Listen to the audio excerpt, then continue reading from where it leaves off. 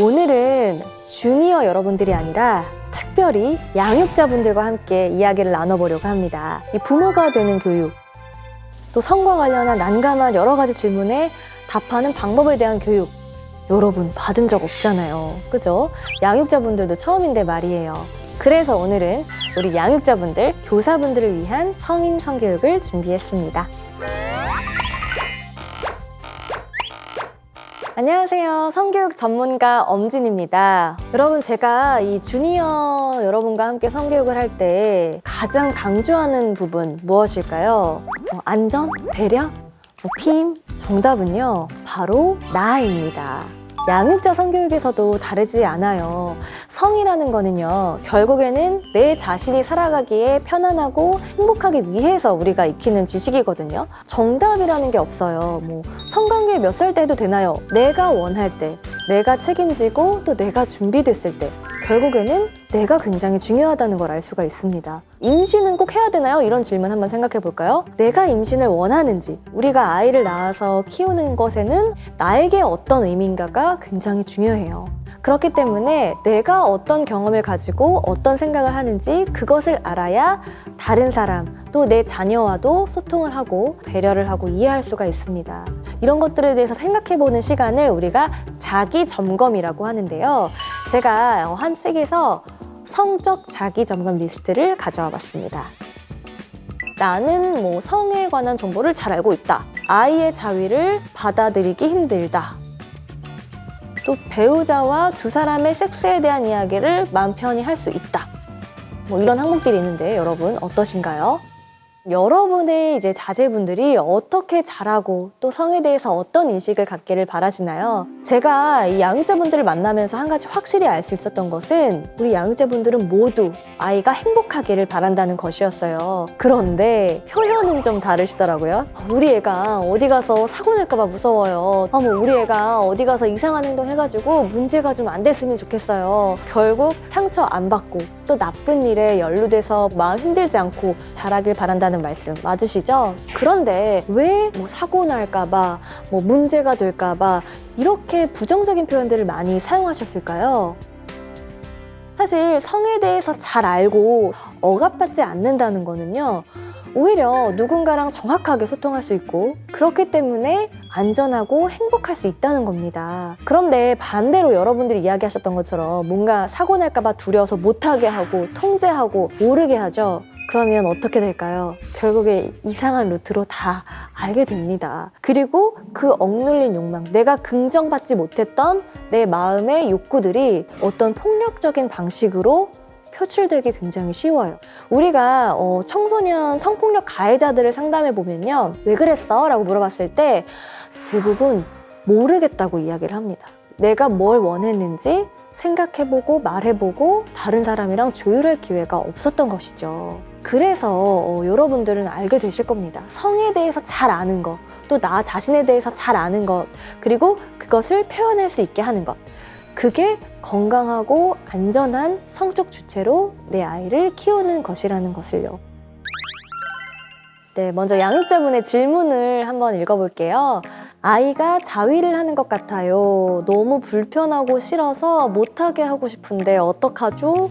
일단 이 아이를 성적인 주체로 존중해야 된다라는 조언과 함께 또 양육자분이 성에 대해서 가지고 있는 인식을 한번 돌아보시면 어떨까 하는 말씀을 드리고 싶어요. 사실 이 양육자분 세대 때는 우리가 성적인 욕망을 통제하고 또 억압하기 위해서 그런 부정적인 인식이 굉장히 많았던 그런 역사 속에서 살아왔고, 그렇기 때문에 자위를 하는 거는 뭔가 좀 부끄러운 일처럼 여겨지기도 하는데, 사실 이 질문 반대로 생각하면요, 만약에 아이가 우리 부모님이 섹스를 해서 나를 낳았다는 사실을 알았더니 막 부모님 예전처럼 못 보겠고 막 너무 싫어서 못하게 하고 싶어요, 이러면 어떨까요? 사실 우리가 섹스도 그렇고 자위도 그렇고 우리 마음속에서 우러나는 자연스러운 욕망이고, 그것을 우리가 서로 잘 소통하고 가질 수 있다면 좋은 것들이거든요. 일단 양육자인 나부터 내가 성에 대해서 긍정할 수 있고 좀 자연스러운 마음이 생긴다면 아이와도 직접적으로 자위는 누구나 할 수 있지. 그리고 내가 나를 스스로 감각을 느낄 수 있는 그런 자연스러운 일이야. 다만 이제 다른 사람이 보지 않는 내 공간에서 편안하게 하는 것이 중요하단다라고 에티켓을 오히려 설명해 주실 수도 있겠죠? 요즘 세상이 무서워서 아이들에게 낯선 사람이 말 걸거나 접근하면 싫어요, 안 돼요 라고 말을 하라고 교육하고 있어요. 그런데 친한 어른들과의 스킨십은 제가 괜찮다고 이야기를 하는데요. 예를 들면 엄마, 친구, 친한 삼촌 이렇게 친분 있는 사이에서는 괜찮겠죠? 라는 질문을 보내주셨습니다. 우리가 일상에서 이런 일들이 참 많아요. 이분 정말 나랑 친한 삼촌이야. 얼른 가서 뽀뽀해줘.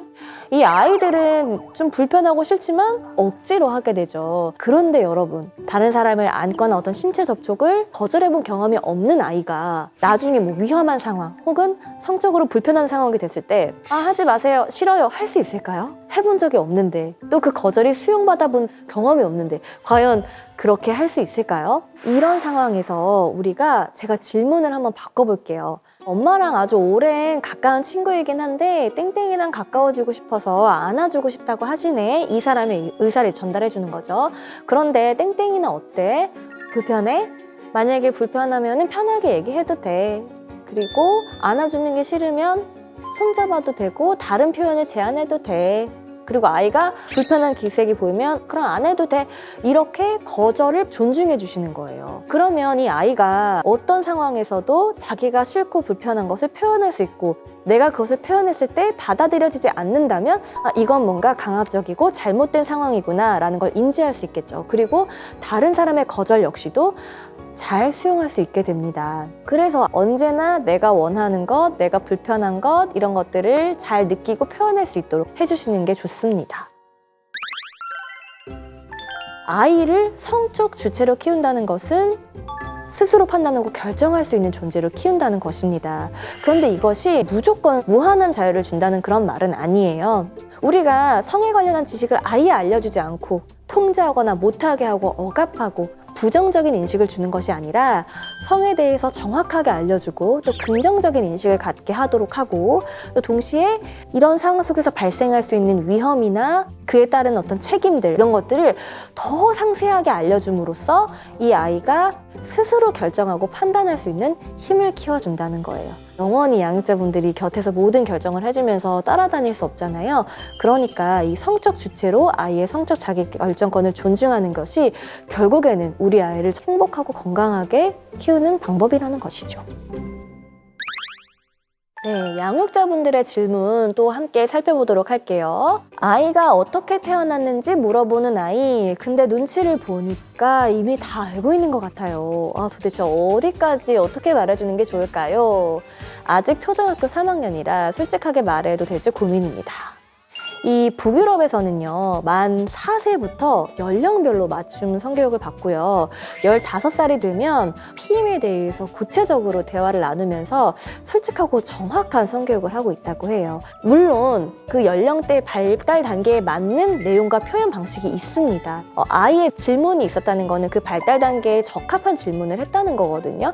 그래서 질문 위주로 답변을 해주시는 거 참 좋은 것 같아요. 다만 몰라도 돼 라거나 부정적인 뉘앙스를 주는 답변은 피해야 된다고 말씀을 드리고 싶고, 오히려 이런 상황에는 우리 몸에는 음경, 음순, 질이라는 이런 기관들이 있고 이 생식기 결합을 통해서 정자와 난자가 만날 수 있어 라고 설명을 해주면서, 하지만 임신에는 큰 책임이 따르고 또 다른 사람의 몸을 서로 접촉하고 만지는 것은 나와 상대방 사이에 충분한 소통과 이해가 있어야지만 가능한 것이야 라고 알려주는 게 더 좋겠죠. 그래서 성과 관련해서는 정확한 정보를 다듬어진 표현으로 알려주는 것이 중요하다는 것을 알 수 있겠습니다.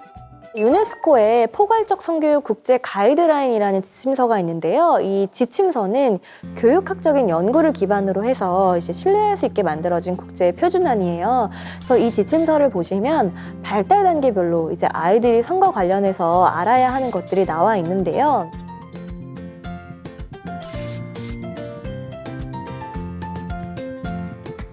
일단 이 지침서에서 좀 인상 깊었던 것은 첫 번째 발달 단계인 굉장히 낮은 연령에 매우 구체적이고 깊이 있는 많은 내용들이 담겨 있다는 겁니다. 실제로 여러분, 아직 초등학교에 진학하지 않은 어린이들이 성과 관련해서 굉장히 철학적인 그런 질문들을 많이 물어봐요. 내가 같은 성별이랑은 결혼할 수 없는 거냐? 아이는 어떻게 태어나는 거냐부터 시작해서 이런 여러 가지 질문에 대해서 생각보다 구체적이고 깊이 있게 아이에게 전달을 해도 많이 이해를 할 수 있다는 겁니다. 그리고 가족, 친구 관계, 사회, 차별, 평등, 인권, 디지털 세상, 우리 사회를 둘러싼 여러 가지 영역에 성에 대해서 생각해 볼 수 있는 다양한 지점들을 언급하고 있다는 점이에요. 그래서 여러분들이 자녀와 성에 대해서 이야기를 나누실 때 어린이들의 생각을 좀 열어주시고 구체적으로 성에 대해서 이야기를 나눌 수 있는 그런 시간들을 갖는 게 도움이 많이 되실 것 같아요. 네, 그럼 우리 양육자분들이 또 어떤 고민을 가지고 있는지 함께 들어볼까요? 네, 선생님, 아이가 초등학교 4학년인데 휴대폰 검색어를 확인해보니 야한 영상들이 있더라고요. 혼내야 할까요? 이런 야동을 본다는 사실을 알았을 때 부모님들이 굉장히 걱정을 많이 하고 또 이거를 막 막고 싶은 생각을 하시는데, 사실 이걸 무조건적으로 막기보다는 아주 어린 나이 때부터 미디어 리터러시라고 하는 이 해독력을 키워주는 훈련을 하는 것이 중요합니다. 예를 들면 어떤 것을 해독할 수 있냐 하면, 이 영상은 누가 만들었는가, 누구의 시선에서 만들어졌는가, 어떤 것들을 우리가 야하다고 느끼는지, 왜 게임을 할 때 여성 캐릭터의 가슴은 과하게 강조돼서 노출이 되는데 남성 캐릭터는 그렇지 않을까, 이러면서 성차별이나 성적 대상화의 문제를 함께 이야기를 해볼 수도 있고요. 또 서양 야동, 한국 야동, 이렇게 막 나라마다 문화마다 다른데 성에 대해서 갖는 사람들의 태도는 왜 나라와 문화마다 다른 걸까? 다른 사람의 동의 없이 몰래 촬영된 영상들이 있는데 이런 영상에 대해서는 어떻게 생각하는지, 그리고 이런 영상들을 사람들이 많이 보면 나에 대한 영상도 누군가가 막 촬영해서 어딘가에 올려질 수 있다고 하는 건데 여러분들은 그래도 이런 영상물을 보고 싶은지, 이렇게 성과 관련한 컨텐츠에 대해서도 사실은 이야기를 나눌 수 있는 것이 무궁무진하거든요. 이렇게 생각할 수 있는 교육의 기회를 많이 주는 게 좋을 듯 합니다. 이제 막 연애를 시작한 아이들에게 연애 교육 어떻게 시작할까요? 또 어떤 분들은 사귀는 건 좋은데 스킨십은 이렇게 해야 돼, 지침을 막 주시려는 분들도 있는데, 아이들을 정말 성적인 주체와 존재로 이제 존중을 해주신다면 스킨십에 대해서 갖는 의미나 생각은 모두가 다르다. 그래서 어떤 사람은 입을 맞추는 게 아무렇지도 않지만 어떤 사람은 손을 꼭 잡는 것에 대해서 의미를 부여할 수도 있고, 이렇게 사람마다 생각과 어떤 결정할 수 있는 부분들은 다 달라. 그래서 중요한 것은 이제 상대방과 내가 소통하고 배려할 수 있는 게 중요해. 이런 이야기를 좀 해주실 수도 있을 것 같고, 또 우리가 연애를 얘기하면 책임을 굉장히 많이 얘기하는데, 이 책임이 단순히 임신, 아이를 양육하는 경제적인 책임 이런 것뿐만이 아니라 초등학생들 사이에서는 소문 이런 것들 굉장히 중요하거든요. 그래서 서로 소문을 내지 않게 예의 있게, 매너 있게 연애하는 법, 그리고 내가 마음이 편안한 상태에서 어떤 관계를 만들어갈 수 있는 게 중요해. 이런 이야기를 나눠주시는 것도 좋을 것 같습니다. 다음 질문 들어볼게요. 애교 많던 딸이 초등학교 5학년이 되니까 아빠도 남자라면서 피하더라고요. 딸바보 아빠는 충격입니다. 사실 사춘기 시기가 지나오면 아이들은 자신의 경계가 굉장히 중요하거든요. 그래서 부모님도 연습이 필요합니다. 아이의 영역을 좀 존중해 주시고, 엄마든 아빠든 성별에 관계없이 자신의 경계를 존중하고 불편한 행동을 하지 않도록 하는 가정 안에서의 문화를 만드시는 것이 좋겠습니다. 네, 오늘은 우리 양육자분들이 가져야 하는 태도, 지식들에 대해서 좀 함께 이야기를 나눠봤습니다. 일단 양육자분들도 양육자가 처음이신 만큼 또 나를 돌아볼 수 있는 시간 중요하다고 말씀을 드렸고, 무엇보다 아이를 성적인 주체로 존중하면서 정확하고 긍정적인 성지식을 많이 알 수 있도록 도와주시는 부분이 참 중요하다고 말씀을 드렸는데요. 무조건 혼내고 다그치시기보다는 편안하게 성과 관련해서 이런저런 이야기를 나눌 수 있는 그런 멋진 양육자가 되시기를 저도 응원하겠습니다.